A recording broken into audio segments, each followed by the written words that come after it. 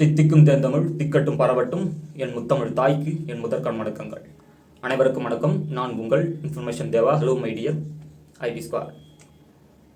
விஜய் அவர்கள் ஒரு 10ஆம் வகுப்பு 12ஆம் வகுப்பு படிக்கக்கூடிய மாணவ மாணவிகளுக்கு, அதாவது தொகுதி வாரியா முதல் மதிப்பெண், 2ஆம் மதிப்பெண், 3ஆம் மதிப்பெண் பெற்ற மாணவ மாணவிகளுக்கு விருது வழங்கியிருக்கார். இது இப்போதான் புதுசாக வழங்கியிருக்காரா அப்படின்னு கேட்டிங்கன்னா கிடையாது. கடந்த ஆண்டு அவர் கொடுத்திருப்பாரு. ஆனால் கடந்த ஆண்டுக்கும் நேற்றைய தினம் கொடுத்ததுக்கும் ஒரு சிறு வேறுபாடுகள் இருக்குது. சிறு வேறுபாடுன்னு சொல்லலாம், ஒரு பெரிய வேறுபாடுன்னு சொல்லலாம். என்னன்னா, கடந்த ஆண்டு ஒரு நடிகராக இருந்து இதை கொடுத்திருப்பாரா. ஆனால் நேற்றைய தினம் கொடுத்தது பார்த்தீங்கன்னா அவர் தமிழக வெற்றி கழகம் அரசியல் தலைவராக இருந்து அவர் கொடுத்திருக்காரு இல்லையா. ஏன்னா நடிக்கிறதுல இருந்து விட்டு விலகி ஒரு முழு அரசியல் தலைவரா நான் என்னை மாத்திக்கிட்டேன்ற அளவுக்கு அவர் பேசியிருப்பாரு. செயல்பட்டு இருக்காருன்னா அதை நம்ம அப்புறம் பார்த்துக்கலாம்.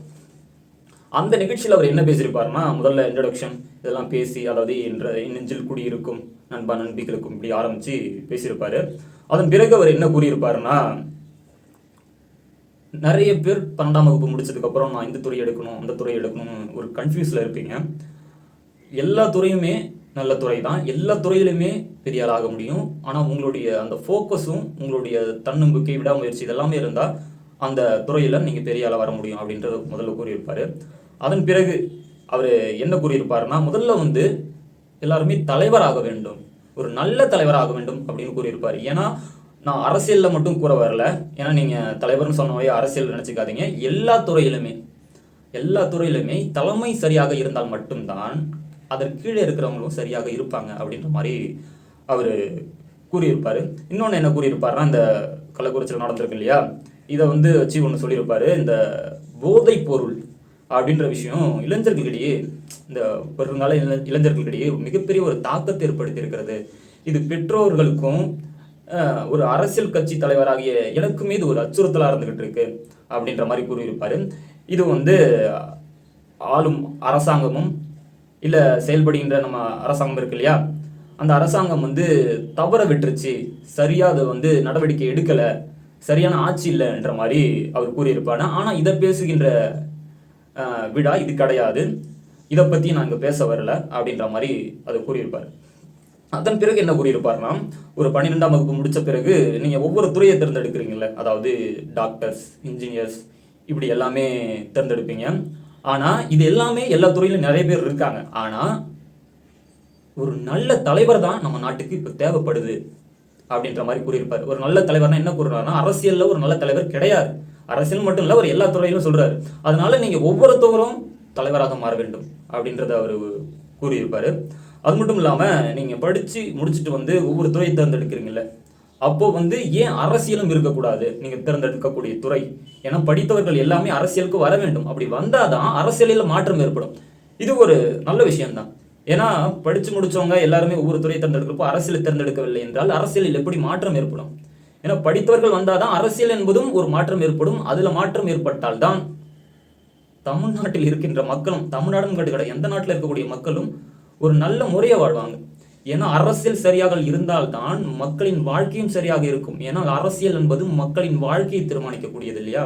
அதை தான் அவரும் அதில் கூறியிருப்பார். பெருசாலாம் ரொம்பலாம் பேசியிருக்க மாட்டார், ஒரு 10 நிமிடம் பேசியிருப்பார் இதை பற்றி. அதன் பிறகு என்ன கூறியிருப்பாருன்னா, அதாவது சே நோ ட்ரக்ஸ் அப்படின்ற மாதிரி கூறியிருப்பார். என்னன்னா, இந்த மது போதையில் நிறைய பேர் அடிமையாக இருக்காங்க இல்லையா, யாருமே அப்படி அடிமையாக கூடாது. அப்படி இருந்தாலும் அந்த பழக்கத்துல இருந்து வெளியே வந்துடணும். உங்களுடைய நண்பன் அப்படி இருந்தாலுமே உங்கள் நண்பனை திருத்த பார்க்கணும் அப்படின்ற மாதிரிலாம் இவர் கூறியிருப்பார். நிறைய பேர் விஜய் அவர்கள் இது பேசியதை சப்போர்ட் பண்ணிக்கிட்டு இருந்தாலுமே, கமெண்ட்ஸில் நல்ல விஷயத்த சொன்னாலுமே பாதி பேர் விஜய்க்கு எதிர்ப்பாக தான் இருந்துகிட்டு இருக்காங்க. இது சாதாரண விஷயம் தான். ஏன்னா ஒரு அரசியல்னு வரும்பொழுது இது மாதிரி நெகட்டிவ் நிறைய வரும் தான். ஒரு பேர் சப்போர்ட் பண்ணாலும் இன்னொரு பேர் சப்போர்ட் பண்ணாமல் எதிர்ப்பாகவும் தான் இருந்துகிட்டு இருப்பாங்க. இதில் ஒரு எதிர்மறையா, அதாவது இன்டைரக்டா என்ன சொல்லியிருப்பாருன்னா, ஆளும் அரசாங்கம் சரியில்லைன்னு சொல்லியிருப்பாரு. இது இன்டைரக்டா இல்லை, டைரக்டாவே சொல்லிட்டாரு இதை மாதிரின்ட்டு. ஆனால் இதில் எனக்கு பர்சனலாக இதை பற்றி என்ன தோணுதுன்னா, இது இப்போ ஒரு விழா நடத்திருக்காரு மாணவ மாணவிகளுக்கு. இது நல்லதா கெட்டதான்னு பார்த்தீங்கன்னா 100% நல்லது தான். ஏன்னா இதனால் நிறைய மாணவ மாணவிகள் படிக்க ஆரம்பிப்பாங்க. என்னடா சொல்கிற அப்படின்னு கேட்டிங்கன்னா, ஆமாம். ஏன்னா விஜய் அவர்கள் சினிமா துறையில் ஒரு மிகப்பெரிய பிக் ஸ்டார். அவர்கிட்ட நம்ம ஒரு அவார்டு வாங்க போகிறோம் அப்படின்றப்போ என்ன பண்ணுவாங்க, அடுத்த வருடம் நானும் போயிட்டாங்க இன்னும் வாங்கணும் அப்படின்றதுனால படிக்க ஆரம்பிப்பாங்க இல்லையா. கண்டிப்பாக இதுவும் நடக்கும். மாணவ மாணவிகள் ரொம்பவே விஜயை பிடிக்கும் இல்லையா. ஸோ இது ஒரு நல்ல விஷயம்தான். ஆனால் விஜய் அவர்கள் வந்து அதாவது கட்சி ஆரம்பிச்சதுலேருந்து இதுதான் அவருடைய முதல் விழான்னு சொல்லலாம். ஏன்னா அரசியல் ஆரம்பிச்சதுக்கப்புறம் எந்த ஒரு மீடியாவிலையுமே சரி, எந்த ஒரு விழாவுமே சரி, எதுவுமே அவர் நடத்தவே இல்லை. இதில் தான் அவர் ஃபஸ்ட்டு வந்து பேசியிருக்காரு. இதுலேயும் கொஞ்சம் தான் அரசியலும் பேசியிருக்காரு. ஏன்னா இது நான் அடுத்தது வந்து ஒரு டைரெக்டாக போயிட்டு அரசியல் களமிறங்கினா தான் நல்லா இருக்கும்னு நினைக்கிறேன் நான். ஏன்னா ஒரு எந்த மாதிரியான ஒரு விஷயத்தை எடுத்துகிட்டு வராரு அரசியலில், என்ன பண்ண போறாருன்றது அவர் பேசினா தானே தெரியும் இல்லையா? ஏன்னா இப்போ வரைக்கும் ட்விட்டரில் மட்டுமே ஒரு பதிவிட்டு இருக்காரு. இதன் பிறகு அவர் செயல்படுத்தினா தான் நல்லா இருக்கும். ஏன்னா 2026 எலெக்ஷன் வரப்போகுது. அப்போ இப்போயிலிருந்தே ஒரு களமிறங்கி அவர் என்ன மக்களுக்கு தெரிவிக்காரு, இவர் எந்த மாதிரியான ஒரு விஷயத்தை கொண்டுட்டு வராருன்றது பொறுத்து தான் அவர் 2026 முதலமைச்சர் ஆவாரா இல்லையா, அவர் எத்தனை மாதிரியான ஓட்டு சதவீதம் வரும்ன்றதை தீர்மானிக்கும் இல்லையா?